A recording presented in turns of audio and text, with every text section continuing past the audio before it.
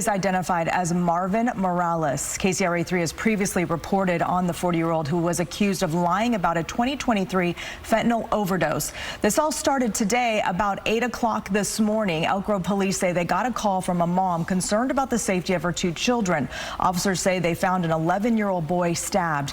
That boy later died at the hospital. A 6-year-old child was not hurt. Now, authorities say the dad, Morales, took off, and there was a chase down I-5 that ended in a shooting with Sacramento County Sheriff's deputies. Let's go to KCRA 3's Michelle Bandor, who joins us live right now at the home in Elk Grove where this all unfolded. Michelle. Mike and Lisa, yeah, it's kind of, you know, when you look around this neighborhood, we have Christmas decorations up. It's a quiet, clean suburban area. And then you think about the violence that happened in the home here on Farrell Way with a child being stabbed and then later died. Another 6-year-old in the house. Not sure where the 6-year-old was when this happened, but just a surreal feeling here, very somber, as we're, you know, putting all these pieces together here of what happened with this child being killed this morning, allegedly by his own father. Again, just setting the scene here. This is the neighborhood. You know, neighbors are starting to come out and look around and see the crime scene tape. Officers, really not a lot of activity, just basically, you know, standing watch here at the home. I'm told by the Elk Grove Police Department that the public information officer is currently at the Interstate 5 crime scene, and then we'll be coming over here also to speak with us. So we are waiting to hear from law enforcement there. As you can see, you know, we've got just a vehicle who dropped another officer off here. But again, 8 o'clock this morning, a mother had called police concerned about the 2 kids who were in this home with their father. She said the 11-year-old stabbed, 6-year-old unharmed, and that boy taken to the hospital who was then later died. And again, now we're finding out that that father is a former Sacramento Sheriff's deputy, and we did extensive investigating into his situation, where in October 2 years ago, he was accused of taking fentanyl and overdosing on the job, and his own officers finding him and saving his life, finding him in a bathroom stall. There's some graphic body-worn camera that the Sacramento County Sheriff's Deputies Department or office had released during that investigation. Very graphic video showing the former deputy who had overdosed on that fentanyl. The body-worn camera also showing that he had an interaction with a suspect and taking drugs off of a suspect, and then again that overdose happening. Now that was 2 years ago, and he later resigned in 2024, and then now we're hearing of him again excuse me, of being accused of killing his own child and then being involved with police in that chase and then being shot by Elk Grove police. So we are just putting all this together, trying to connect really what is the motive here, what led up to this disturbance, this violence here involving his own family. Not certain of the relationship between the mother and Morales, if they're together, if she lived in this home or not. But we are just, like I said, putting the pieces together, trying to figure out why this would happen here in this, you know, quiet, beautiful neighborhood, again with the Christmas decorations up, and just very quiet here this morning. Lisa and Mike. It is a lot to take in this morning. Michelle, thank you so much. We just keep learning new information as the minutes go by. And let's go to KCRA 3's Melanie Wingo, continuing our team coverage live at the scene where this whole chase ended. Melanie? Yeah, so many moving parts to all of this that all the law enforcement agencies that are responding to this are working to piece out now. Let's start with the Interstate 5 impact in the southbound lanes. This is now the end of the scene that had jammed up traffic for the past couple of hours in the southbound lanes. As you can see, traffic is now creeping by in one lane. In the northbound direction, traffic is also getting by at a slow pace past this incident scene, everything coming to a head at this location. What we're seeing right now, again, numerous law enforcement vehicles, various agencies doing their part, taking over their jurisdictional duties trying to piece it together. We have California Highway Patrol on Interstate 5 itself. You can see in the distance, there is a crime scene taped off with both red and yellow tape. In the distance beyond that, the Sacramento County Sheriff's Office is setting up a mobile command post. So there are several sheriff's deputies involved with setting up the command post. And as we've been reporting, there will be a briefing shortly with the Sacramento County Sheriff's Office to sort of piece through and describe for the community exactly how all of this came to a head. Of course, all of this starting, as Michelle Bandura has been reporting, in Elk Grove with the tragic loss of that 11-year-old boy. And then the suspect, according to the sheriff's office, ultimately coming here, and there was a shooting involving an officer. And we are noticing a vehicle off here in a ditch. I do not have it confirmed with the sheriff's office that this is, in fact, a suspect vehicle. But when we're putting all the pieces together, we're seeing the crime scene tape here off on this frontage road off the southbound lanes of Interstate 5, and it is part of this larger incident scene that has been taped off by law enforcement. So all of this caused quite an extensive backup, as I mentioned, on Interstate 5 in the southbound lanes. And now, as we're seeing, vehicles are creeping by and getting past the scene now that CHP has moved it off to the right-hand side of the southbound Interstate 5 lanes. And then all of the media briefing activity is going to happen at the command post that the Sacramento County Sheriff's Office has set up. What's interesting, too, Mike and Lisa, is we've observed how there are plainclothes officers, there are marked vehicles, unmarked vehicles, officers in uniform, canine officers, so many law enforcement agencies and officers themselves out here investigating and piecing all of this together. So we do expect within the next couple of minutes and hours for the various agencies to discuss how they were involved in coming together and dealing with this suspect here on Interstate 5. All of this coming to a head not long ago right here on the southbound side of Interstate 5. We'll continue to track what happens out here. I know our Leticia Ordaz is getting set up to listen into that news conference, and we'll let you know what we hear from this location in just a couple of minutes. We're going to move off to the side. There's an officer who needs to get in his car. Yep, and again, a very fluid situation, a very active investigation scene is unfolding right now. And again, that suspect, Mr. Morales, we do know was shot and taken to the hospital. We don't know his condition just yet. Melanie Wingo, thank you so much for that live report. For now, let's get on over to Brian Hickey. You have more of a bird's eye view of the traffic in that area. Yeah, and still the Caltrans website reporting that the southbound side is closed, but Melanie obviously there on the ground showing that there is one lane open. But again, we're talking about a major interstate here. So if you're heading in that direction, you may as well consider it closed. You're going to be caught up in a pretty big backup here. To give you the big picture, here's Stockton. This is 8 Mile Road right here. The incident's happening right here. And then this is Twin Cities Road there. So that is, Highway 12. And so the incident just south of Highway 12 before 8 Mile Road. So this is that section of freeway where we're seeing a huge backup there, and that backup on southbound 5 extending back towards Turner and then eventually towards Peltier Road. So again, you want to avoid southbound 5. This is an investigation that you could see in Melanie's shop there. They're clearly just getting set up. This is going to be one of those investigations where they bring in the lasers to scan and survey the scene, to photograph and document everything. And these take hours. We're not talking by the noon show. We're not talking. I would say this is probably going to be there even through the evening commute with this officer-involved shooting. That's just how these things go. So for now, if you have any business between Sacramento, Elk Grove, and Stockton, 99 is going to be your best route to go. And we're even seeing some slowing even in Galt over on the southbound side as folks do take a detour. So if you're on I-5, you could use Twin Cities to cut over to Galt through that section, or Peltier Road. Or if you're in Elk Grove or Stockton, just head over to Sacramento. Just head over to 99 right now and just avoid getting caught up in this altogether because again, that will be there for a while. I can promise you that. Here's a look at I-5 at Peltier Road. This is the southbound side. Obviously, we're not seeing the backup to Peltier yet, but we're continuing to monitor the traffic and the impacts that this ongoing investigation will have on the commute, especially for folks as we get into the evening commute. I do suspect that this will be there by our 4 and 5 o'clock broadcast as well. Back to you. Yeah, it's going to be a long investigation, as you said, Brian. Thank you so much. Continuing our team coverage right now with another Vantage Point. We go to KCRA 3's Leticia Ordaz. Leticia, what's the newest information you're learning?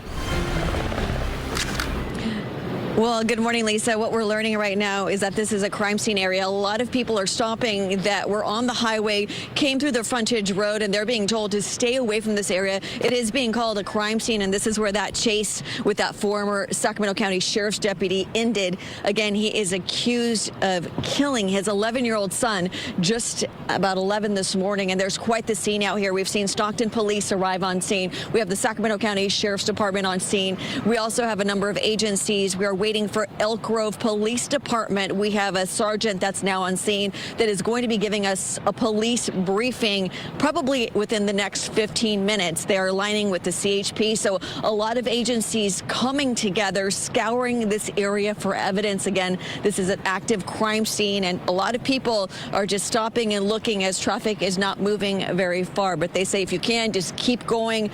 Don't slow down this process. Don't try to come into this frontage road and find out what's going on. This is an active investigation. We are waiting to learn the condition of this former deputy and what happened to him. We don't know right now if he is dead or alive. So the investigation is ongoing out here as the situation is unfolding, and we learn that an 11-year-old boy from Elk Grove is dead. So just a very tragic situation, and all agencies are working together on this. So we're hoping to learn more. They are planning to have a news conference to brief us all, and as soon as we get some more information, we're going to line up an interview for you and bring you the very latest. But for now, that's the very latest here, live from this area. All right, Leticia Ordaz, thank you so much for that live report. And again, just to recap, we've identified that Marvin Morales, a 40-year-old former Sacramento County Sheriff's deputy, is now a suspect in the death of his 11-year-old son, who was found with a stab wound inside of a home in Elk Grove. Morales was shot after leading officers on a chase down I-5, where it all came to an end right near Highway 12. He has been taken to the hospital. We don't know his condition, but stay with us. We're staying on top of this breaking news. We'll have more right after the break.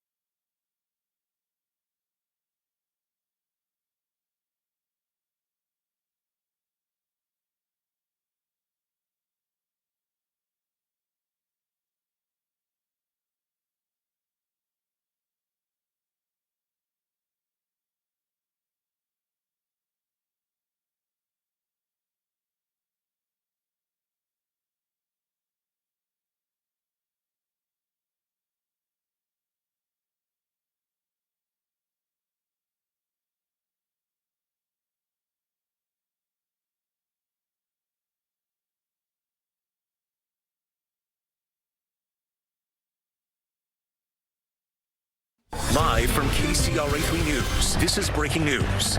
And again, we have some new information in that breaking news that we've been following over the last hour and a half now. Elk Grove police confirm the father suspected in a deadly stabbing of his 11-year-old son is a former Sacramento County Sheriff's deputy. And this man is identified as Marvin Morales. KCRA 3 has previously reported on this 40-year-old man who was accused of lying about a 2023 fentanyl overdose. This all started today about 8 a.m. Elk Grove police say they got a call from a mom who was concerned about the safety of her 2 children. Officers say they found, and so officers went to that home in Elk Grove. That's when they found the 11-year-old boy stabbed. That boy later died at the hospital. There was also a 6-year-old child that was there at the home. That child was not hurt physically. Authorities say the dad took off and there was a chase down I-5 that ended in a shooting with Sacramento County Sheriff's deputies. Right now we want to get to KCRA 3's Michelle Bandor. She's live at the home in Elk Grove where all of this unfolded and where that 11-year-old boy was found. Michelle. Yeah, Lisa, this is where it all started around 8 o'clock this morning. We're in a quiet suburban neighborhood of Elk Grove off of White Lock Way. And there's not a lot of activity here with officers investigating the crime scene here in the 7600 block of Farrell Way.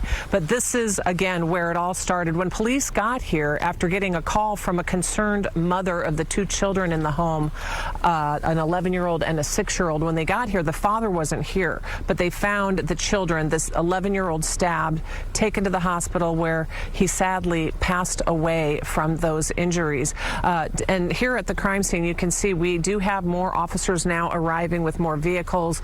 Could be crime scene technicians who are going to get in to investigate here exactly, what happened here this morning. Now, again, the mother wasn't here, we're told, and the father was gone. And again, as we've been reporting extensively, was involved in that pursuit with police and ended up over where Melanie Wingo and Leticia are on Interstate 5. But what we're learning about this suspect, Marvin Morales, is he was a former Sacramento County Sheriff's deputy who resigned in 2024 after being accused of lying about a fentanyl overdose. Now, we have online at KCRA.com that first investigation we did, and the Sacramento County Sheriff's Office released body-worn cameras from not only Morales, but from his colleagues who saved his life, finding him in a bathroom from that fentanyl overdose. He lied about it, but then admitted later that he did have intentionally take those drugs. And part of the investigation also showed that there was methamphetamine in his system at that time. So that all happened in October of 2023. He resigned in 2024. And again, we have that body-worn video at KCRA.com and all of the investigation we did when this first happened. Now, fast forward to where we are today, and a violent situation, heartbreaking situation at Morales's home with his 2 children here. Again, taking a look at this activity here, we are seeing, it looks like maybe some crime scene technicians arriving here to continue the investigation. And as we've been talking earlier, what was the motive? What led to this violence here this morning involving children, involving the suspect's own children? So, yeah, we're just trying to figure all of this out, and hopefully we will get more information, as Melanie reported, and Sergeant Jimenez with the Elk Grove Police Department, who's over on the scene at I-5, and law enforcement will hold a joint news conference there with CHP, Sacramento County Sheriff, and the Police Department to give us some answers as to what happened here. But again, the 6-year-old unharmed, the mother, we're not sure of the relationship between the mother of the children as well as Morales' situation. So we're staying here, trying to talk to some neighbors. Since the last time I talked to you, I have gone to a couple homes, but no one's answering. It is obviously, a Tuesday morning, a lot of people at work. One neighbor did not want to speak on camera, and she knew all the details. She's following it, but she said she didn't know the family, but just describing how heartbreaking this is with children. And, of course, this time of year, like I said, we're surrounded by Christmas decorations on this block. For now, though, we're live in Elk Grove. Michelle Bandor, KCRA 3 News. Yeah, we were going to ask about the neighbors. Because it seems like it's a pretty quiet neighborhood there in Elk Grove. So that's interesting that, not a lot of people are coming out and, maybe have been following this pretty closely from afar.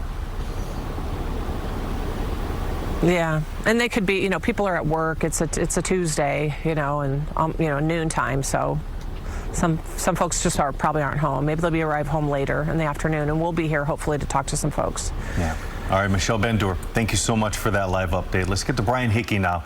Brian, I know you've been tracking this part of the investigation on I-5 as far as the roads being closed today. Yeah, as we continue to track that investigation, this is clearly going to have an impact on drivers that have plans of going down I-5, where officially Caltrans is saying that southbound 5 is closed, though we have seen in Melanie's shot that traffic is getting by, albeit in one lane. When she was at the scene right there along with Live Tracker 3, they have since asked her to move on. She was obviously very close to the actual crime scene itself. We did see that vehicle off the side of the road there, and it looked like they were focusing some attention on that. So they've asked her to move on. In the meantime, you can see purple here indicating stopped or next to stopped traffic, and that traffic backup is now going all the way up past Turner Road, approaching Peltier Road, and you can see there the speed indicator showing 2 miles per hour as you're approaching Highway 12, and that closure all the way down through about 8 Mile Road. On that northbound side, we're seeing delays there as well. Again, there's a lot of police activity, a lot of flashing lights along that stretch. So for I-5, a detour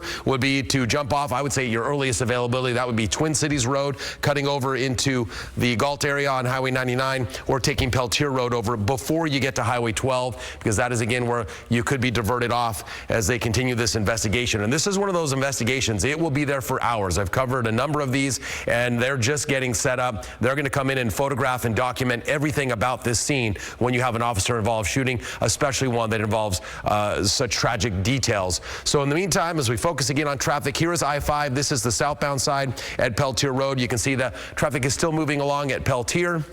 And then if you, again, do want to take one of those detours and head over to 99, or if you're leaving Sacramento now, I would suggest getting on 99. Speeds are at normal rates all the way through Galt, down through Lodi, and as you approach Stockton. And then you can always jump on the Crosstown Freeway in Stockton and head back over to 5 if you need to get over to 5 for any reason. This is a live picture at 99 at Twin Cities Road, and you can see everything is normal here. So certainly a good, viable detour to get around what will be an extended closure on southbound I-5. Back to you. All right, Brian, thanks so much for that bird's eye view. And again, everything came to a close this morning on southbound I-5 and Highway 12. Let's go to Leticia Ordaz now, live at the scene, where we're still waiting for deputies and law enforcement to tell us what they know in a live press conference.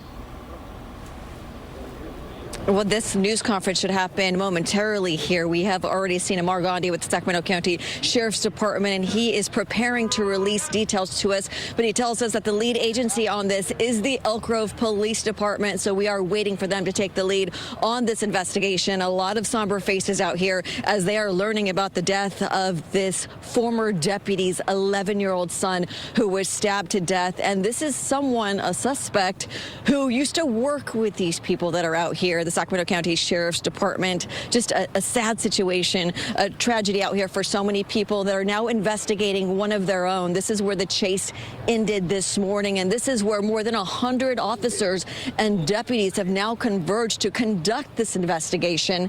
At this point, we understand that that former deputy was taken to the hospital. We are waiting to learn his condition, and according to Amar Gandhi, at this point, we have not heard if he is dead or alive at the moment, but this is an active investigation into this chase where it ended. It is halting traffic, a lot of people stopping to look, but we are seeing a lot of detectives out here trying to figure out what went wrong. And so as soon as we learn more information, we will get that to you. But the biggest news out here is that they can't release yet if this former deputy ended up dying during the shooting or if he's currently recovering in the hospital. They've set up a command post out here, lots and lots of law enforcement out here, and they're going to be out here all day long investigating this case, scouring through the car, trying to look for evidence into what happened today as an 11-year-old boy, that former deputy's son, lost his life just after 8 this morning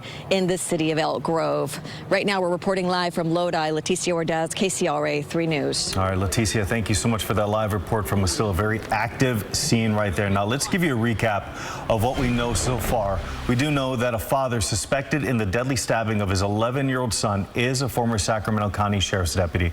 Authorities say the suspect is Marvin Morales.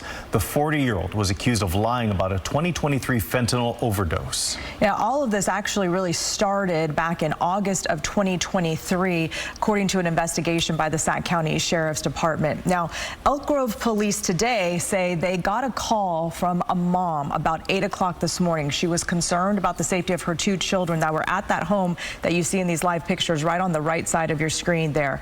Now, officers went to that house, and at this house, officers found an 11-year-old boy who was stabbed. That 11-year-old boy ended up dying at the hospital. The second child in the home, a 6-year-old, was not physically hurt. The dad, they say, took off before officers got there. Then there was a chase down I-5 that ended in a shooting with the suspect, Marvin Morales. The sheriff's office says the suspect was shot. They say Morales was taken to the hospital. And as Leticia Ordaz just mentioned, we do not have an update on Morales' condition right now. We just know that Marvin Morales is at the hospital. And again, this all started with a concerned mom calling this morning, asking them to do a welfare check on her 2 children who were at this home. Yeah, and at this time, we're still awaiting a news conference that law enforcement is expected to hold any minute now. And again, as we continue to monitor the situation here, there are multiple scenes that officers are having to investigate. This is a lot of square footage to cover this morning, multiple scenes where everything unfolded this morning. Stay tuned. We'll be right back.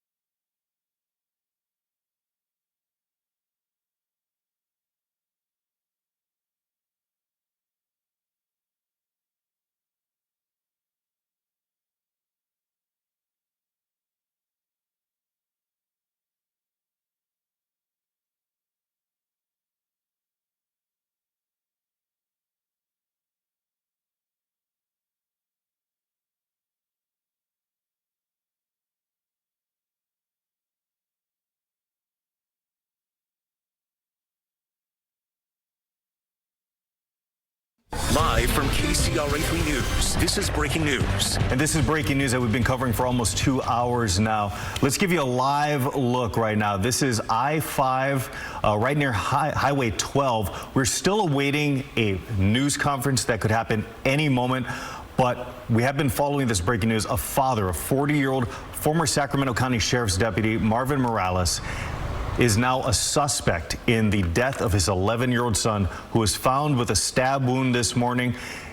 The stabbing, the scene actually took place in Elk Grove, and everything ended here along I-5 and Highway 12. And again, we're still awaiting a news conference that could happen at any moment. Yeah, the vehicle, Morales' vehicle, is still there. There's a huge crime scene that has been set up. It's blocked off, and you just want to avoid this part of I-5 in San Joaquin County because this is going to take a long time for this investigation. But that 11-year-old boy died. There was another child at that home, just 6 years old. That child is physically okay, we're told, by Elk Grove PD, by Sac County Sheriff's Department.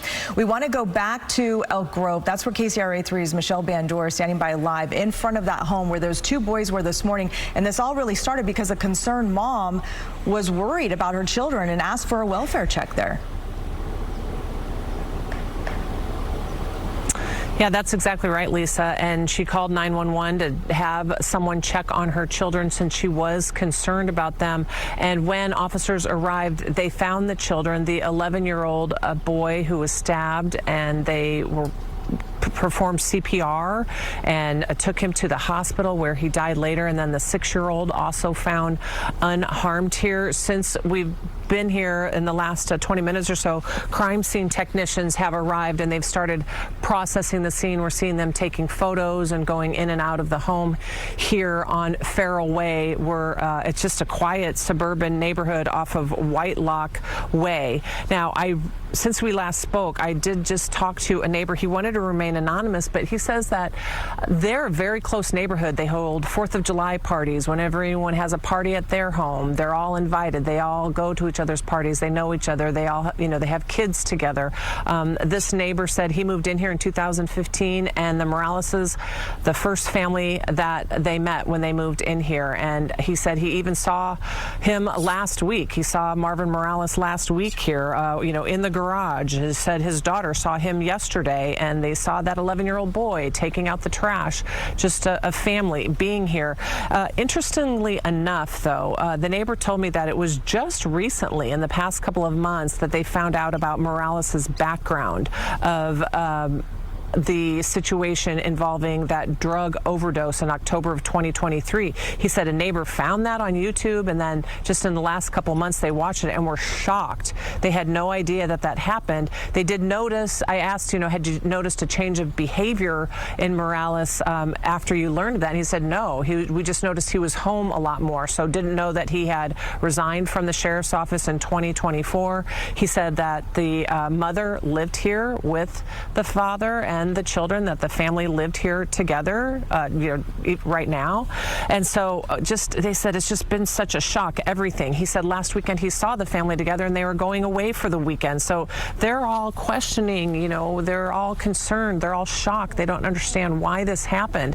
And Morales's background, as we had an extensive investigation into that drug overdose, where his fellow officers actually found him in a bathroom in the middle of the overdose and saved his life. According to court documents, they used 5 Narcan bottles on him to help him revive him. There's also a body-worn camera, a body-worn video of that situation, as well as an interview with Morales in the hospital as he was recovering from that overdose. The court documents that we uncovered in our investigation a couple of years ago also showed that he tested positive for methamphetamine in his hair, and for drug tests, drugs stay in the hair longer than in a blood test. So investigators had said that says some type of chronic use of methamphetamine. But talking to the neighbor, he said he never would have guessed that Morales was using any kind of drugs. And again, shocked to learn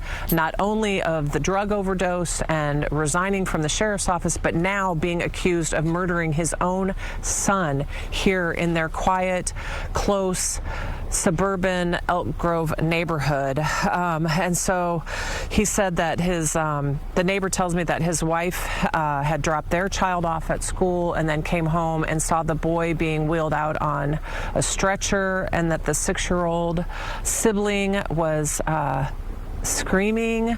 So just a horrific situation that happened here this morning involving Morales' children. And, you know, we're just trying to figure out, like the neighbors, why this happened, what led up to this. And hopefully we will get some answers from law enforcement as they hold that news conference that we're expecting to hear from any moment from CHP, Sacramento County Sheriff, as well as Elk Grove Police. I did speak to the sergeant with the public information officer for the Elk Grove Police Department. He says he plans to come out here to speak to the media that is here at the home, but hopefully we'll have more information before that. Again, neighbors all just in shock. Everyone here in this area just in shock as to why this happened, what led up to this. But again, we're going to stay here. If you want to see our former investigations and into Morales' background and our latest information on this situation this morning, we have all of that posted at KCRA.com. For now, we are live in Elk Grove. Michelle Bandur, KCRA 3 News. Yeah, and the body camera footage, if you want to watch all of that, you can take a deep dive, as Michelle said. But Michelle, before we let you go, I just want to clarify again, because you just dropped a lot of new information. So the mother had left to take another kid to school, and that's when she called 911. But when she came back is when she saw the 11-year-old being taken out on the stretcher and the 6-year-old crying. It was the mother who saw all of that. That is No, and so to clarify, I'm sorry I wasn't clear on that. It was another mother in the neighborhood. So it was a neighbor who had left to take her own child to school, came back and witnessed what happened. The victim's mother was not here and has not been here, but she had called from somewhere concerned about her children, which is why police arrived here at 8 o'clock this morning. But yes, to clarify, the neighbor told me his wife took the kids to school, came back and saw that horrific scene of the ambulance and the boy being on, CPR being performed on the boy and the 6-year-old sibling, in distress from all of this. So thank you for asking to clarify that. Yes, it was the neighbor's mother. It's a lot to take in, a lot of new information. Michelle, thank you so much. Unfolding minute by minute. Yeah. Michelle, thank you so much. Let's get to Brian Hickey now. We know that you've been tracking. This is a significant stretch of roads that are now being affected. Yeah, and this is I-5 where they stopped the suspect and where we have that officer-involved shooting reported. And they do have some serious backups in that area. They have one lane open. Initially, they had reported it closed. You can see purple on the map indicating a closure, but our photographers and reporters on the scene are showing that one lane of traffic is getting through, but you don't want to get caught in this. Avoid this area. Don't count on that one lane. This will be an ongoing investigation. I've covered many of these, and this is a type of investigation where they are going to photograph, document, survey everything from the ground, from the air, and so there's a lot of work going on in that area, and it's not going away anytime soon. So avoid I-5. As you can see, coming down to Highway 12, speeds are at 3 miles per hour there, and again, that is where there'll be going down to one lane. Peltier Road, Twin Cities Road will be detours if you're already on I-5 coming from Elk Grove. Just head over to 99. This is a live look at Peltier Road. There's a Caltrans vehicle up ahead warning drivers of slow traffic. Thankfully, the fog is up off the freeway level, so I would hate to see what would happen with stop traffic and fog also involved in that. If you do go over to 99, speeds are still at normal rates over there, 70 miles per hour, even approaching 70 miles per hour through Galt. So use caution over there. Expect heavier traffic, but that section of road is wide open. Send it back to you. All right, thank you so much. We want to go back to Lodi, San Joaquin County. There is Amar Gonde with the Sacramento County Sheriff's Department. We are waiting for him to begin the press conference to learn the newest information. Looks like he's going to start talking right now. We do have KCRA 3's Leticia Ordaz out there. They're just checking the microphones. But we do know that the suspect, again, is Marvin Morales, a former Sac County Sheriff's deputy. We also know that Elk Grove police are also involved in this. Let's go ahead and listen in. We received a call from a concerned mother about her 2 children that were at home with their father. Our officers responded to the 7600 block of Farrell Way. When they arrived on scene, they found an 11-year-old boy who was stabbed and a 6-year-old who was unharmed. The father had already left the scene before we got there. The 11-year-old was transported to a local hospital where he passed away. Outside agencies located the suspect vehicle and the suspect on I-5 and Pocket Road. A pursuit ensued from there. were ended here on I-5 and Highway 12, which resulted in an officer-involved shooting. CHP will be handling the officer-involved shooting investigation. Do we know how many times this young boy was stabbed? We do not know that information at this time. Do we know what led the mother to believe that something was wrong in that home? So there are cameras inside the residence, and the mother had seen that an assault had happened between the father and the son, and she called police immediately for us to respond. Had you responded to that house in the past for any incidents prior to this? We had only responded to that residence once before, and it was this past October for a medical call. And what goes through your mind learning that this was a former deputy, someone that was in law enforcement, that is accused of this crime of taking his son's life? We won't be commenting on anything regarding this being a former deputy. We'll leave that to Sacramento County. Anything that you want to say about this investigation in that home? It's just absolutely awful, and we never want to see any children getting hurt. Where is that young person now, the 6-year-old, who was able to be unharmed? The 6-year-old is safe right now. She was unharmed. Do we know to the number of agencies that are here? I do not know the number of agencies that are here right now. And you said the pursuit was stopped right in this area. I guess, can you walk us through, what it means for a pursuit to be stopped? What happened for you guys to stop the vehicle here, and what happened after that? For the pursuit, because it was an outside agency that did take over the pursuit, then we're going to let CHP do the conversation for that. Any other questions? How expansive is the scene? Like, what do we see here in front of us and behind us? Again, because the pursuit was not our scene, then we're going to leave that to CHP to comment on. Can you say if a weapon was found in the car or anything like that? We didn't find any, we can't talk about what was found in the vehicle at the residence. We did find an empty gun safe, but we didn't find any guns at the residence. What do we know about the condition of that former deputy who was shot? We don't have an update at this time for his condition. Is he still alive? We don't have an update for his condition at this time. We'll bring in Amar Gandhi now, Sacramento County Sheriff's Office. And Amar, after learning that this was one of your former deputies, what can you tell us about this tragedy? Yeah, and I mean, it's unfortunate, first of all, for that 11-year-old and their family. That's our primary thoughts right now. I can confirm he is a former deputy who was terminated in February of last year from our agency, so he was not active, did not have any peace officer powers or any other affiliation with that. I can tell you Sheriff Cooper was one of the first, actually, on his way to work, spotted the suspect vehicle. Other agencies obviously came in, and I heard the other question asked. I mean, there's roughly a dozen agencies here, so it really kind of speaks volumes to the support this region has as far as law enforcement partners go. As far as the officer-involved shooting portion of it, like we mentioned, it'll be a concurrent investigation between actually several agencies. The Highway Patrol obviously is primary on it. We'll have investigators assigned to it to run it concurrent as well, and I believe some other agencies will. I believe also San Joaquin County DA's office is here. Do we know how many shots were fired? We know that that former deputy was hit. I don't. Again, a lot of that's going to stem on the CHP side of it. They're going to be the primary for the actual officer-involved shooting portion of it. But speak as to why that former deputy was terminated from the agency? It's been well published. He was caught using illicit drugs. And then there's some other issues, but I mean, you can find all that. That's readily available. So. Do we know if the mother lived at that house? Was she away at work?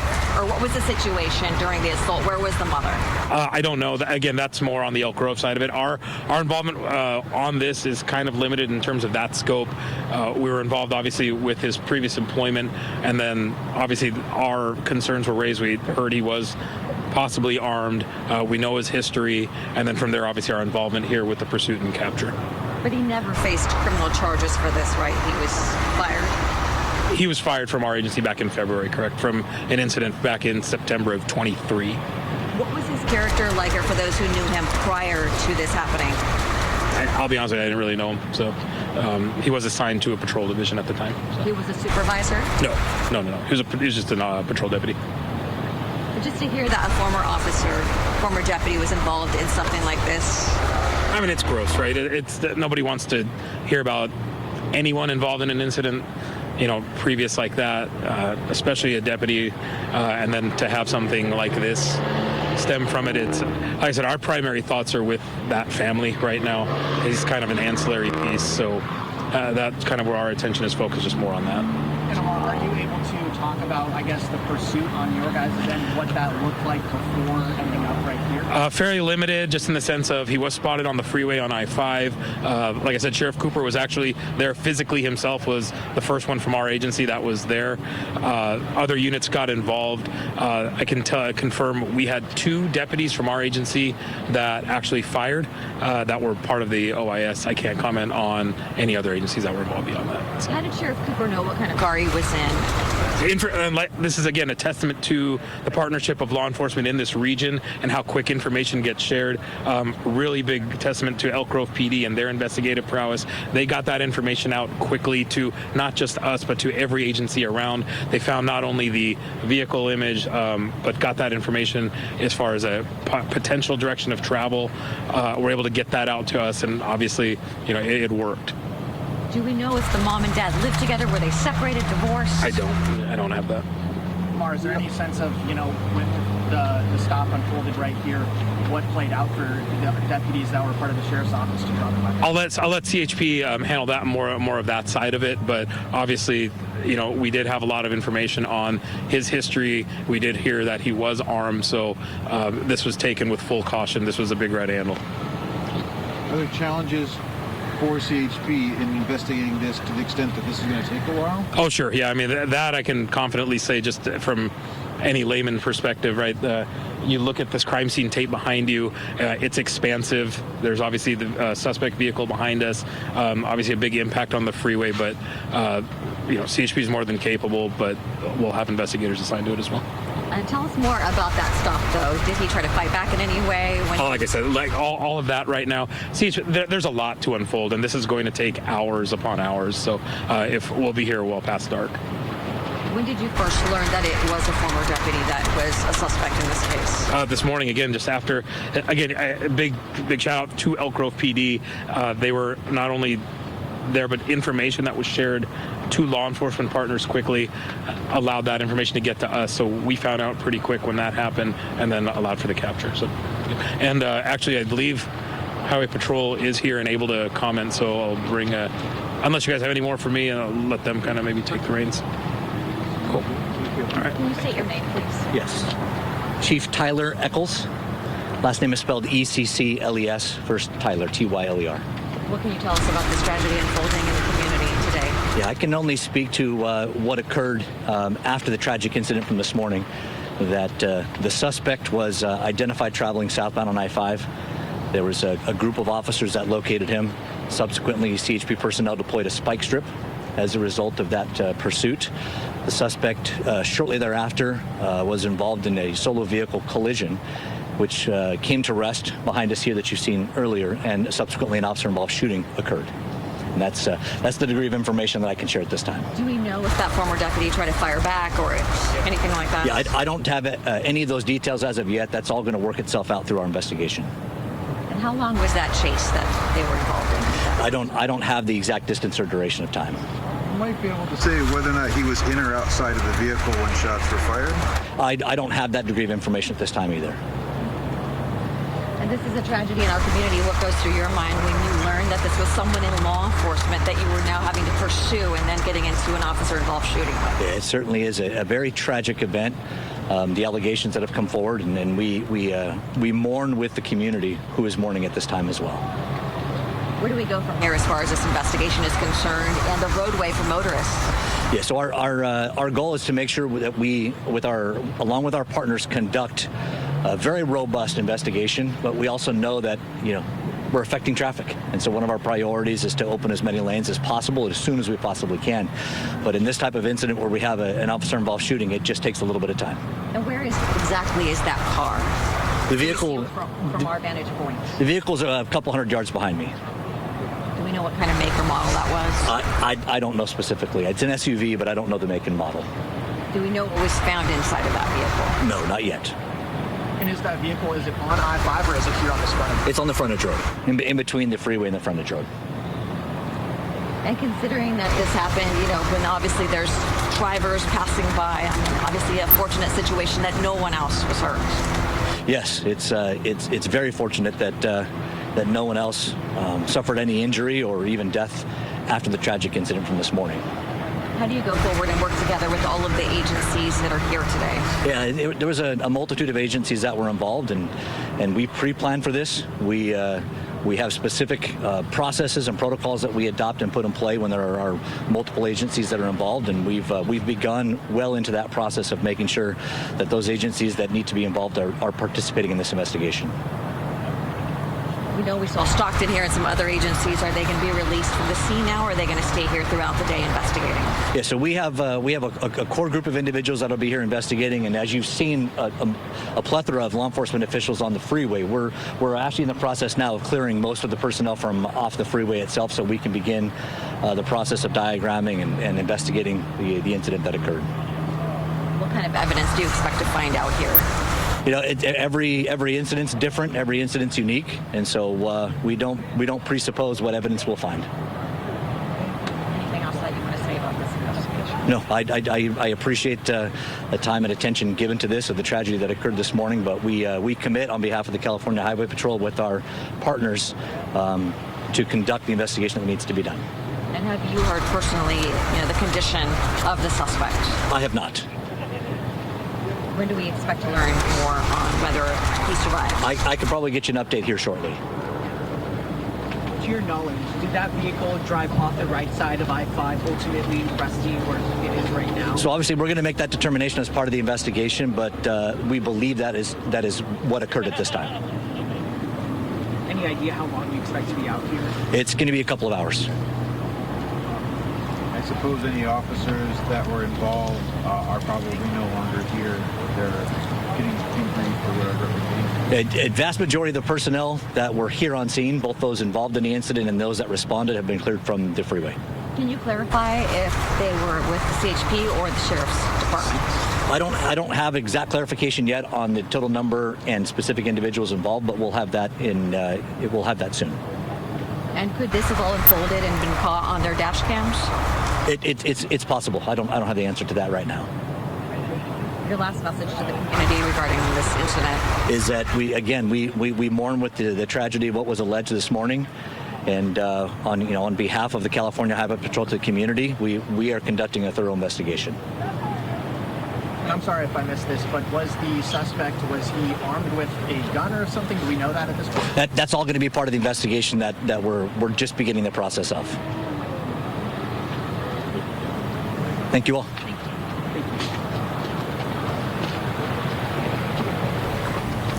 Okay, you were just listening in at this news conference as we continue to follow this breaking news this morning.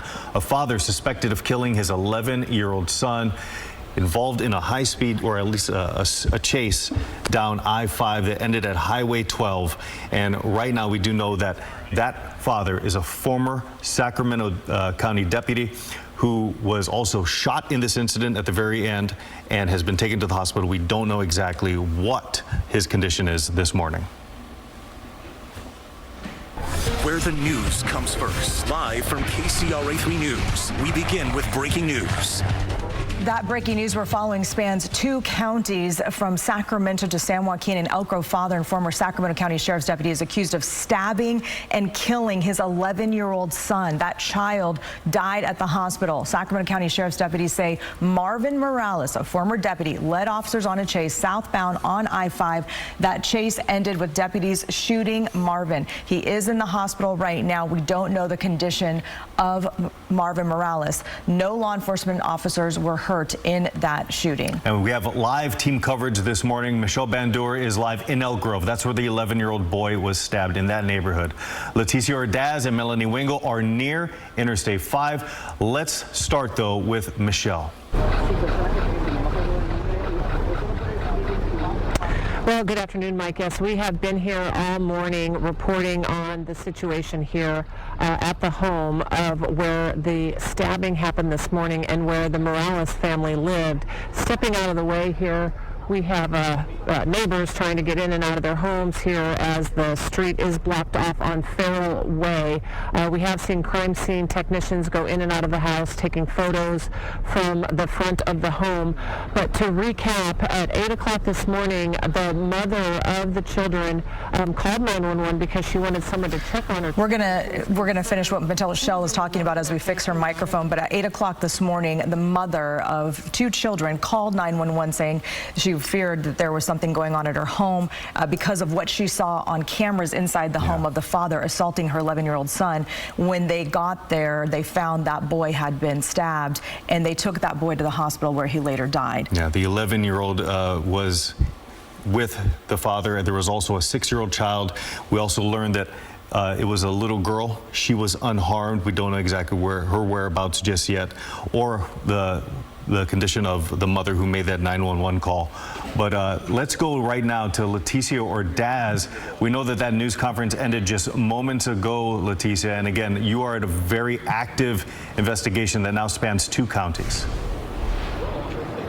Well, this crime scene is right behind me here in the city of Lodi, and that's where that chase ended. And I'm here now with the spokesperson for the Elk Grove Police Department. They're on scene right now, and they're preparing to go to the other crime scene at that house. And Ms. Gonzalez, just tell me a little bit more about what you told us earlier about this horrific situation that unfolded in your city earlier this morning. So just after 8 o'clock this morning, we received a call from a concerned mother about her 2 children that were at home with their father. When we responded to the 7600 block of Farrell Way, our officers located an 11-year-old that had been stabbed and a 6-year-old that was unharmed. The father had already left the scene. The 11-year-old was transported to a local hospital where he passed away. And this mother had good reason to believe that something was wrong because she actually watched some of the violence unfold on a surveillance camera? Yeah, so there was cameras inside the home, and she watched as the father had assaulted the son. And what was the call that you guys received for 911? Just exactly that she saw that something had happened on the camera, an assault had occurred, and she wanted us to respond to make sure her children were safe. And then when you guys got to the house, the suspect wasn't there? No, he had already left before we got there. Tell me how you're coming together with other agencies, because it's going to take more than your investigation, correct? Yeah, so we're working with multiple outside agencies right now. They helped us find the suspect vehicle. They were the ones that got in the pursuit. We can't speak further on that. CHP will have to do the investigation on the pursuit, but we definitely couldn't do it without them. Just a lot of people out here with a heavy heart, you included. Just what goes through your mind, just knowing that a child was involved and knowing that it was someone that was in law enforcement prior to this? As someone who is in law enforcement, I can tell you this is the absolute worst thing I could have ever imagined. This is not something that we stand for. We want to protect people. We want to make sure everyone is safe, and especially children. And seeing it happen like this, it's completely heartbreaking. We never want this to happen. All right. Best of luck with your investigation. Thank you for taking the time. Thank you. Okay. We know that Elk Grove PD has arrived here in Lodi, but they're now on their way back to that house to continue the investigation there on scene.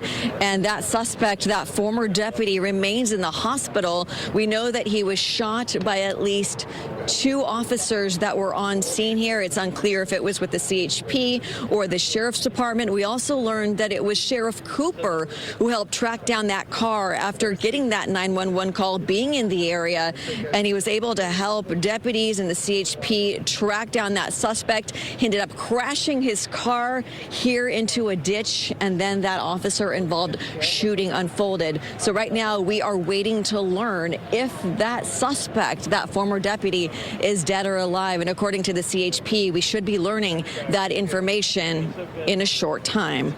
For now, reporting live out here in Lodi, Leticia Ordaz, KCRA 3 News. Leticia, thank you. And we're also going to go back to the home where that initial crime took place this morning. Michelle Bandor, what's the latest there?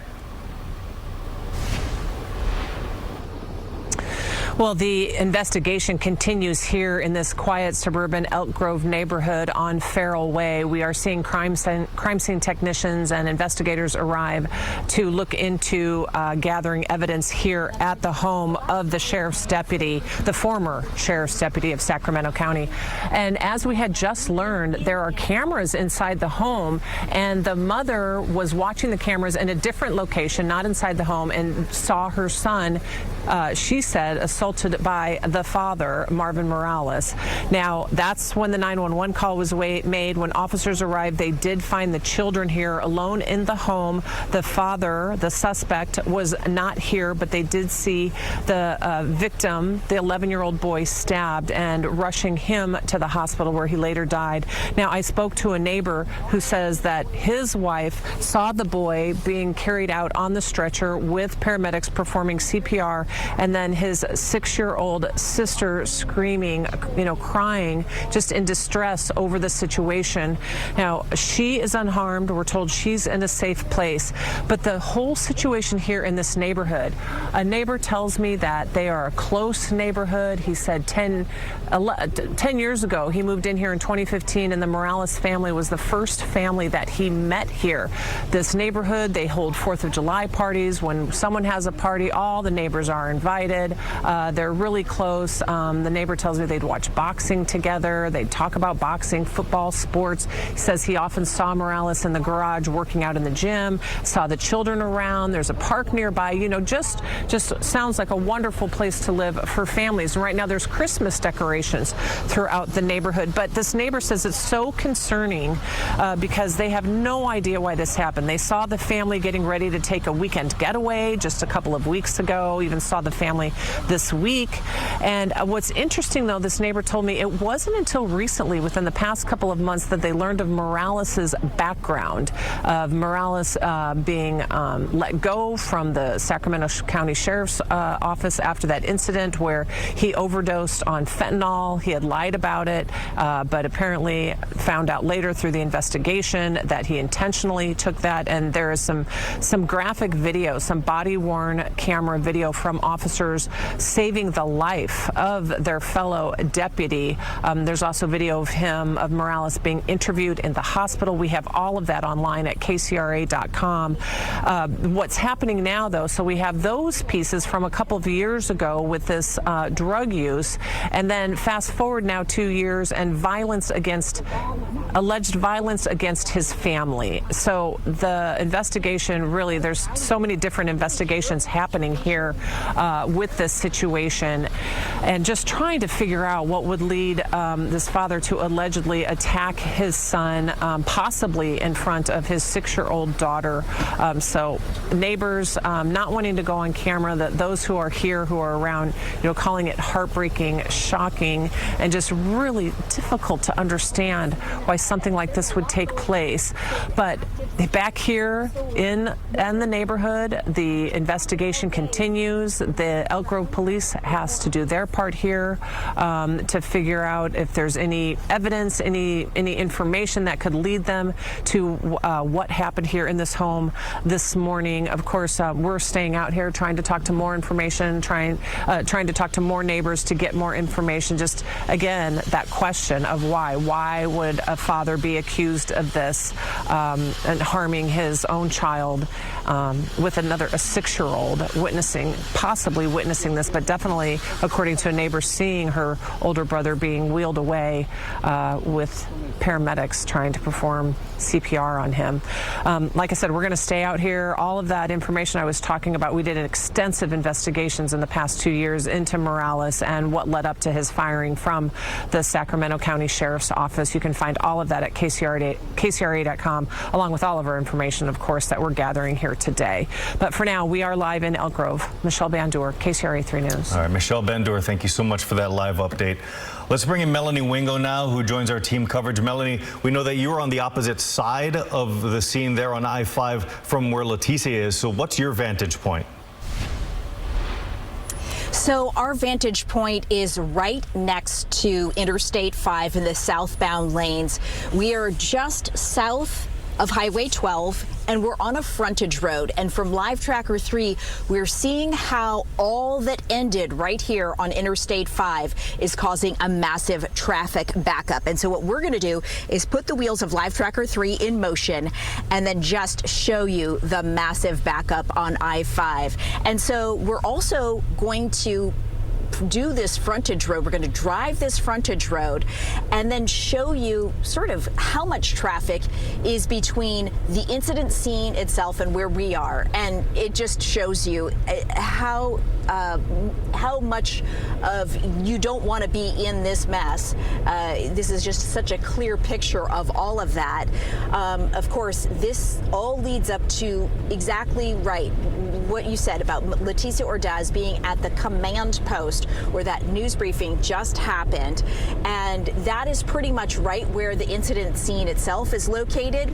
And this massive backup, it has been in effect for a couple of hours now. All of this traffic backed up on I-5. For a time there, we had heard reported from CHP that Caltrans had closed the roadway so that CHP officers and the sheriff's office could do their investigative work related to the incident involving officers having shot at that suspect. And so basically this entire row of cars is in the southbound lane of Interstate 5. There's also an implication to the northbound lanes as those northbound lanes of traffic go past the incident scene. But yeah, we're now approaching where Leticia is located. And as you just saw, the traffic backup is huge. And according to Amar Gandhi with the Sacramento County Sheriff's Office, this is not a scene that's going away anytime soon. They plan to be out here, in his words, until the evening hours. So that's what's going on I-5. Best to avoid it if you can. I'll send things back to you now in the studio. All right, Melanie Wingo, thank you so much for that live report. We also just got some breaking news. 40-year-old Marvin Morales has died after being shot by law enforcement this morning.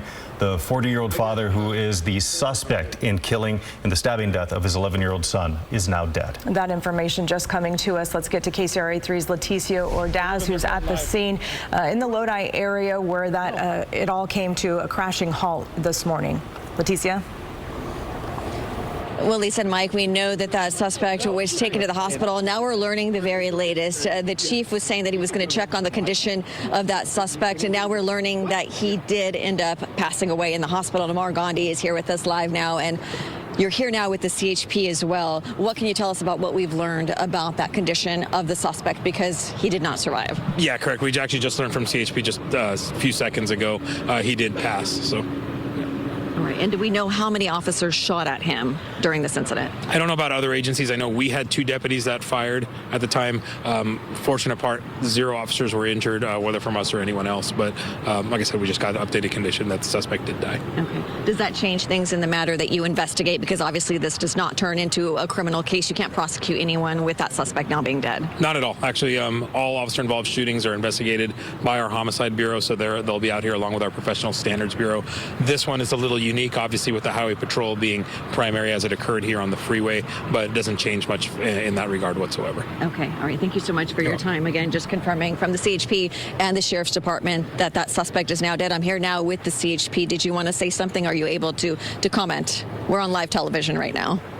Okay. Being the investigating agency, can you go ahead and also confirm? Yeah, we can confirm as a result of the injuries sustained here in the officer-involved shooting, the suspect was pronounced deceased at the hospital.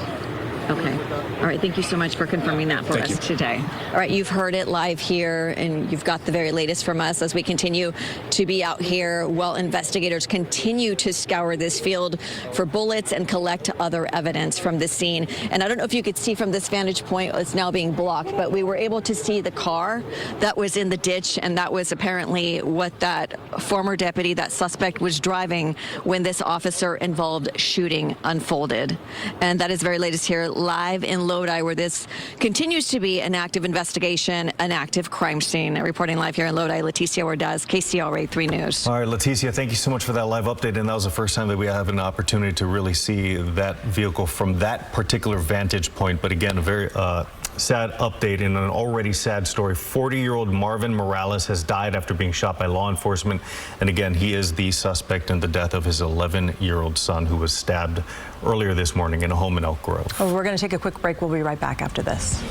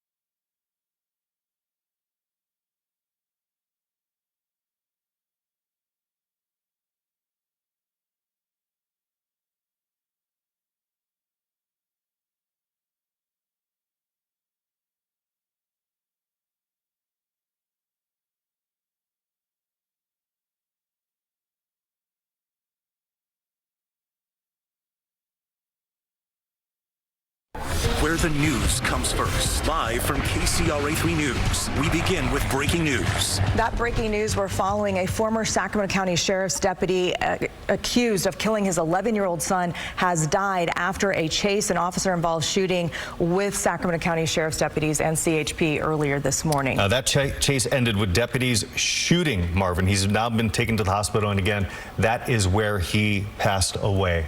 That chase again happening on I-5 and Highway 12. We do have team coverage this afternoon. We have Leticia Ordaz and our very own Melanie Wingo, who are live at the scene where everything came to a halt. But let's start with our very own Michelle Bandor in the neighborhood in Elk Grove, where that call came in at 8 o'clock this morning to Elk Grove Police. Yeah, I think we're getting a better picture of what happened inside this home here on Farrell Way this morning. But the big question is why? Why would a father be accused of stabbing his own son with his 6-year-old daughter in the home? But we are getting that more information from law enforcement that this did happen at 8 o'clock this morning when they received a call from the children's mother, who was actually watching on cameras inside the home. She said an assault took place with the father assaulting the 11-year-old. Now, we don't know where the mother was. She was at a different location. She was not in the home, but she actually saw what law enforcement officers are calling an assault on her child and called 911. Now, another neighbor told me that his wife actually saw the boy being wheeled out on the stretcher with paramedics performing CPR and with the 6-year-old younger sister crying in distress distress over seeing this happen. And so that's what we've got going on now, is just with crime scene technicians have been in and out of the home taking photos. Maybe they'll find some evidence as to the motive here, as to what happened, what led up to this violence in this neighborhood. And again, speaking to neighbors, what I'm finding out is they were all close. This is a close neighborhood. They would hold holiday parties, 4th of July parties, invite the neighbors over to watch boxing, that sort of thing. And so they are all in shock. They do not understand why this took place. You know, seeing the family go away for a weekend getaway just a couple of weeks ago, and you know, seeing the family out here in this neighborhood, a somber moment right now too, because we've got Christmas decorations set up throughout this neighborhood, all the fall colors, lawns are pristine, you know, just a very quiet, nice suburban neighborhood here in Elk Grove. And interestingly enough, the neighbor did tell me, for some reason, another neighbor had found Morales's background with the drug use, and that's why he was fired from the Sacramento County Sheriff's Office. And they said they all had watched it on YouTube. And the one neighbor said he had even spoken to Morales after finding out that information just a couple of months ago, but never brought that up. You know, he's like, how would you bring that up in a conversation? So they're just finding out all this shocking information about their neighbor. He said, the neighbor told me he didn't seem that he was on any indication that he was on any drugs or anything. Didn't notice really a change of behavior in the past couple of years. But we did an extensive investigation into Morales and that drug use, the fentanyl overdose, all of that is online. And there is body-worn camera that the Sacramento County Sheriff's Office did release of that incident with Morales, with an interaction with a suspect, with drugs being taken, with that overdose, as well as an interview with Morales in the hospital. Now, we did find out in the press conference that law enforcement just held that there was a medical call here just in October, so last month. And so that's it. No other disturbances here. Again, just trying to connect the dots as to why this happened here. But again, the neighborhood here, this Farrellway, is cordoned off with police tape as investigators look into the home, that crime scene here. Neighbors, again, shocked that all of this happened. We of course, you know, we're going to stay here. Hopefully we can talk to some more neighbors, or family or friends show up and can give us an idea as to what led to Morales being suspected of killing his own child. We're live in Elk Grove. Michelle Bandur, KCRA 3 News. It is unimaginable. All right, Michelle, thank you so much. Let's go right to KCRA 3's Leticia Ordaz now, who has more information at the scene right there on I-5. We have learned that that suspect has died in the hospital, and we know that at least 2 Sacramento County Sheriff's deputies fired shots, but we're also learning that other officers, other agencies were on scene as well, so they may have fired their weapons as well. Again, confirming now that that suspect, that former officer, is dead. And we can now see, because some of the vehicles have moved, that suspect's car. You could see it there in a ditch. We are told that this is where the car was found. This is where the officer involved shooting happened at about 9:30. So we learned that that stabbing situation involving that former deputy's son happened around 8. That call came in around 8, and then this happened at 9:30. We understand that it was actually Sheriff Cooper. He's the one who fired the man after he was suspected of using drugs on the job. But he's also the one that was able to track down the car with the help of the Elk Grove Police Department and information that they had about the suspect vehicle. He was the first one to spot this vehicle and then was able to alert the other agencies who rushed to the scene. No word yet what caused them to fear for their safety and caused them to fire back at that deputy, that former deputy. But this is a very active investigation. This continues to be a crime scene.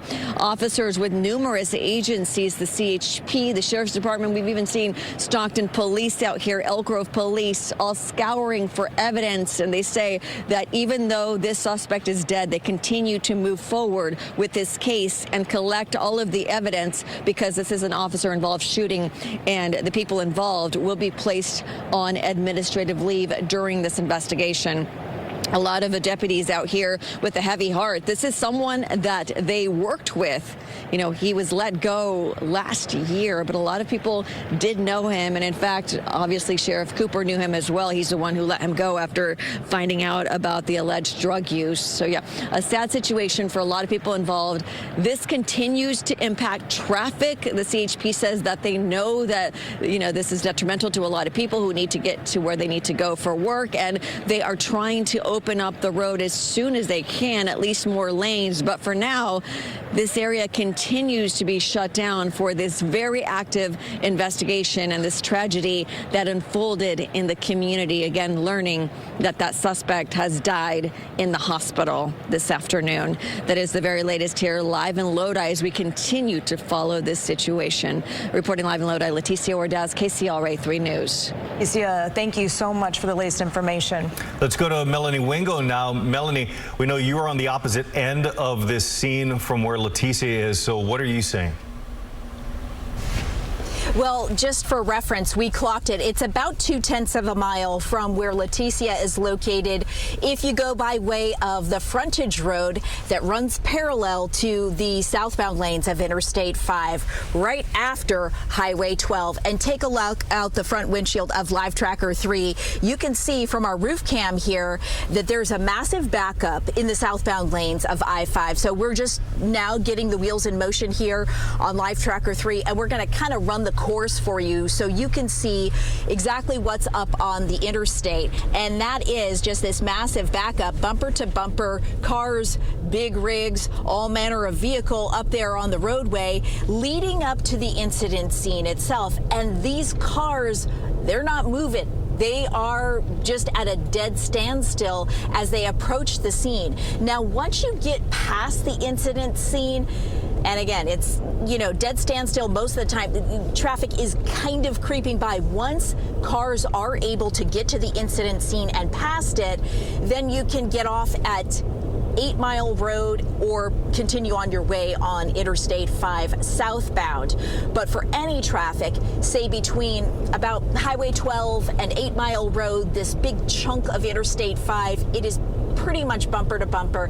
It is creeping along so slowly here. We just happen to be able to move in it because we're on the frontage road that borders the highway. But when we were up on Interstate 5, approaching the incident scene where that shooting involving CHP and the Sacramento County Sheriff's Office took place, boy, it took us a long time to get through that wall of traffic. And then once we got to the incident scene, we did see the suspect vehicle in a ditch off to the side of the road. Now see, as we approach where that briefing for the media was held right at the top of the 12 o'clock hour, we're moving around here on this frontage road, and you can see that there are numerous CHP vehicles.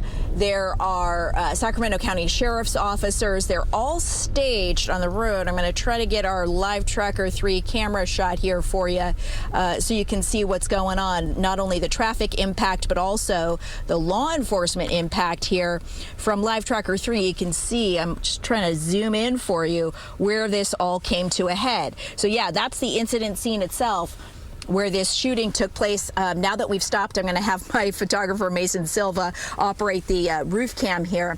But it was a scene that now CHP is asking the media to remove itself from the highway, so that's why we're on the frontage road now. But it is causing quite a backup, not just in the southbound lanes, but if you were planning to travel in the northbound lanes past this rough area, there's a lot of looky-loo traffic, a lot of people kind of slowing down to see what is going on out here.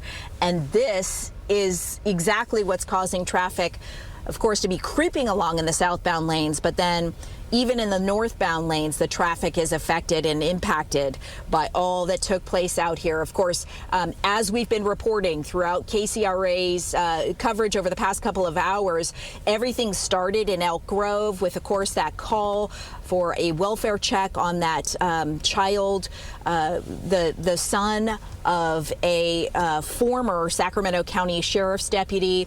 When police arrived, they discovered that 11-year-old suffering from some stab wounds. They took that child to the hospital. The child later died there at the hospital. Then it was actually, according to the Sacramento County Sheriff's Office, Sheriff Jim Cooper, who spotted the suspect vehicle and was also part of the chase that ended right here at this location near Lodi, just south of Highway 12 in the southbound lanes of Interstate 5.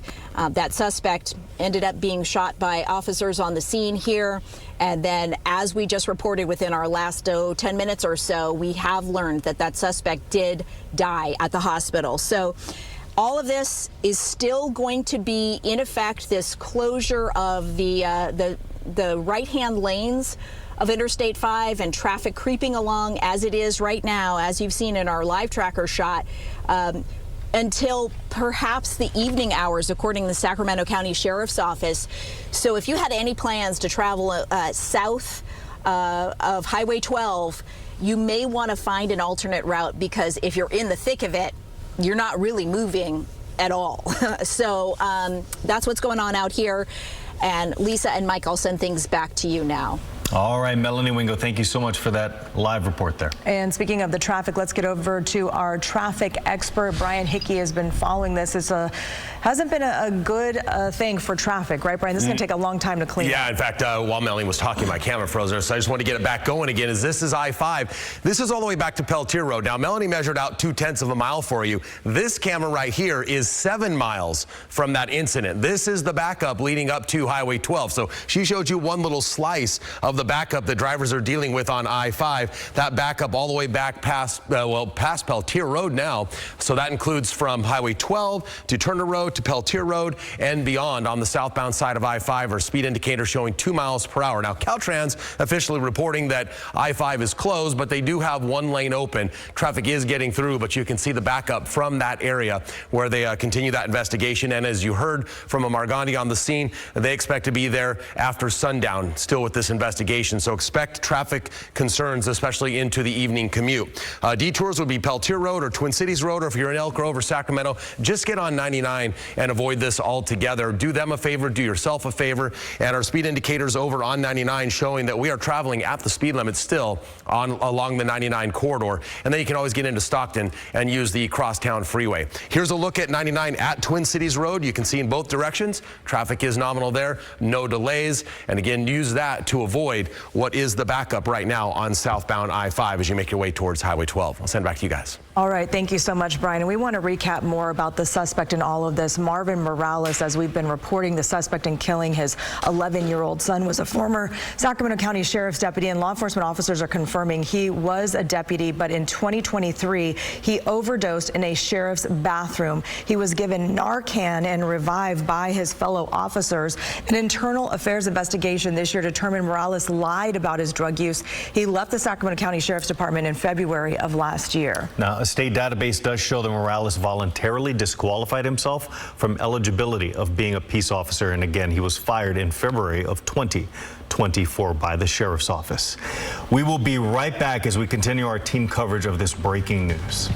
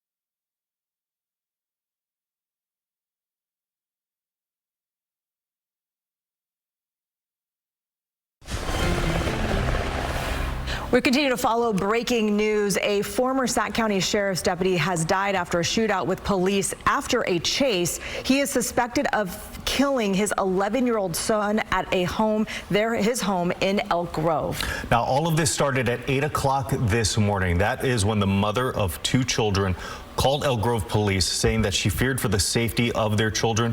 When police arrived, they did not see Marvin Morales, but they did find an 11-year-old boy who had a stab wound, and he later died at the hospital. Let's go to Michelle Bandur right now, live at the scene where everything unfolded at 8 o'clock this morning. Michelle. Well, yes, good afternoon. This is an active crime scene, an active investigation, as investigators are looking for any type of evidence inside the home, around the home, as to what led suspect Marvin Morales, they say, of stabbing his own child, his own son. We do have police still here on the scene, and we did see earlier some crime scene investigators and technicians taking photos and going in and out of the home, hoping, I'm sure they're hoping to find any clue, any type of evidence, maybe something on his computer or maybe some type of writings or anything that could provide some answers as to why this happened here this morning.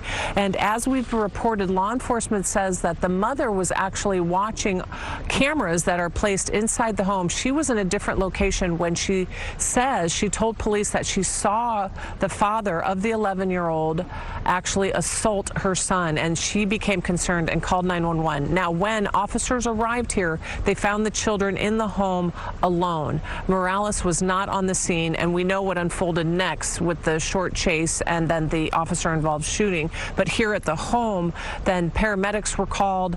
The boy rushed to the hospital where he died later. Now, a neighbor tells me that his wife saw the boy being wheeled out on the ambulance, and the 6-year-old sister in distress screaming.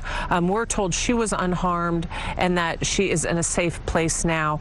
At the home, though, they are looking for evidence here as they continue to have Farrell Way blocked off here. I've been describing this neighborhood. It's a quiet neighborhood, a clean neighborhood, and a neighbor told me, you know, they all know each other. The one neighbor moved here in 2015. He said the first family he met was the Morales family.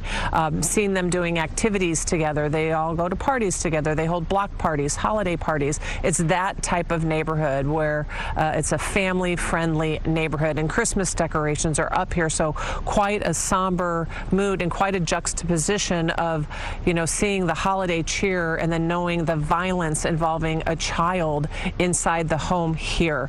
So we've been talking about Morales's background, again, being fired from the Sacramento County Sheriff's deputies, the Sacramento County Sheriff's Office for drug use. We've been reporting that extensively, and we did our own investigation into that Holland situation where he OD'd in a sheriff's bathroom, his own colleague saving his life using Narcan. So he survived that 2 years ago, was fired from the sheriff's office in 2024, and then now there's violence here. Now, law enforcement tells us they haven't had any other disturbances here. There's only a medical call here last month. We don't know what that was about. But we're hoping that we can talk to maybe more neighbors, and if family shows up to kind of understand, which I'm not sure if anyone will be able to understand why a father would be accused of stabbing and killing his own son. So we're just going to stay on scene here. Again, all of that information, the investigations that we've done, is online at KCRA.com. Neighbors shocked, saddened, just really heartbreaking scene here, quiet in this neighborhood. For now, we're live in Elk Grove. Michelle Bandur, KCRA 3 News. Michelle, all right, thank you so much for that live update. Such a sad situation this morning. Let's get back to KCRA 3's Leticia Ordaz with the newest information. Leticia. Lisa and Mike, the I-5 area continues to be a crime scene here in Lodi, and I'm here now with Officer Angel Arcio, and just traffic is quite the mess today. It's been that way for much of the morning. What does the road look like, and when could this area finally fully reopen? Yes, currently the right 2 lanes are closed, and that's going to be for an extended period of time. We don't know how long that's going to take. We have a crime scene out on the freeway and a crime scene here, so we're hoping within the next few hours, but we obviously we want to tell the public if they can stay out of the area, to stay out of the area or use alternate routes. Is the goal to have this open back up by the evening commute? Yes, that's our goal. Our primary investigation right now is taking place on the freeway. We're trying to clear that up, and we'll do that as soon as possible so we can obviously let traffic flow. And we have a lot of hands on deck right now. What are your officers doing out here on the scene right now? Right, we have, obviously, it's a multi-agency investigation, so there's a plethora of officers. We have our mate team out here. We have our not only the criminal investigation, but obviously the crash investigation, pursuit investigation. There's plenty of investigations going on.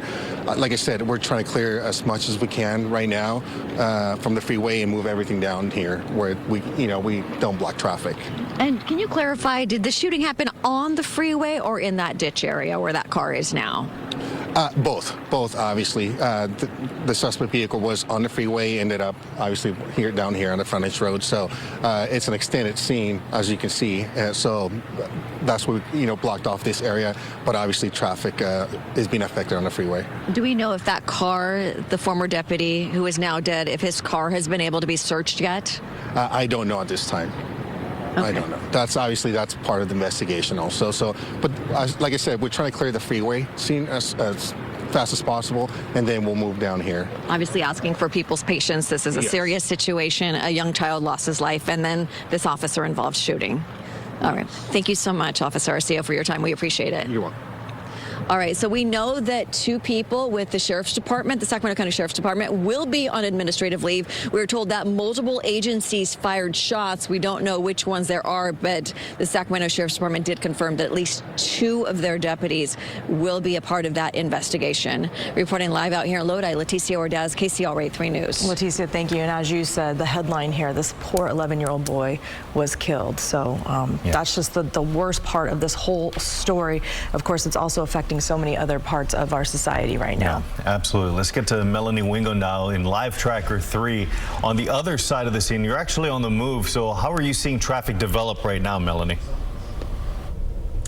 Well, we were seeing some breaks in the traffic in the I-5 southbound lanes. A little bit of relief, it appeared, but now that I look back at our roof cam shot, it does still seem to be creeping along, although there is a little bit more space between the vehicles, the cars, the trucks, the big rigs, all manner of vehicles out here. I don't know whether there is some sort of traffic break that has been instituted here by Caltrans. I am seeing a Caltrans vehicle up ahead. We'll pass it in just a second here.